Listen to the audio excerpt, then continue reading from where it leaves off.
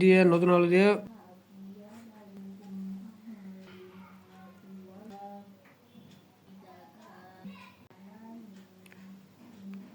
Hello everyone, আসসালামু আলাইকুম। রন্ধনঘর কিচেনে আপনাদের সবাইকে স্বাগত জানাচ্ছি। আজকে খুব সিম্পল একটা আইটেম নিয়ে চলে আসলাম। আজকে গাজর দিয়ে নতুন আলু দিয়ে বাঁধাকপি ভাজি করা হয়েছে।